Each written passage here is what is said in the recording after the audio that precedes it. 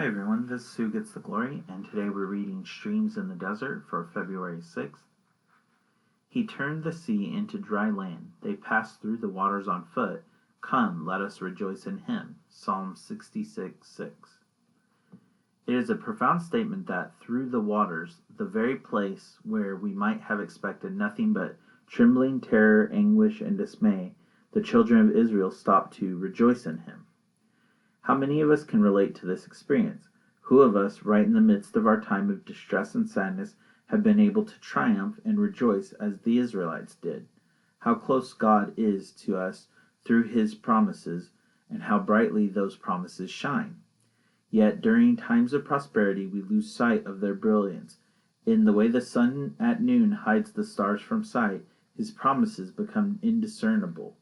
But when night falls, the deep, dark night of sorrow, a host of stars begin to shine, bringing forth God's blessed constellations of hope and promises of comfort from his word. Just as Jacob experienced at Jabbok, it is only once the sun sets that the angel of the Lord comes, wrestles with us, and we can overcome. It was at night, at twilight, Exodus 38, that Aaron lit the sanctuary lamps. And it is often during nights of trouble that the brightest lamps of believers are set ablaze. It was during a dark time of loneliness and exile that John had the glorious vision of his Redeemer. Many of us today have our Isle of Patmos, which produces the brightest memories of God's enduring presence, uplifting grace, and love in spite of solitude and sadness.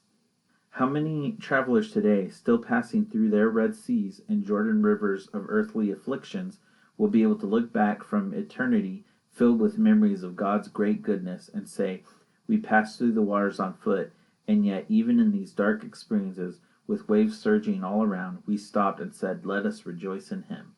J.R. Macduff. There I will give her back her vineyards, and will make the valley of Achor a door of hope. There she will sing. Hosea 2:15. Thank you for listening. God bless you.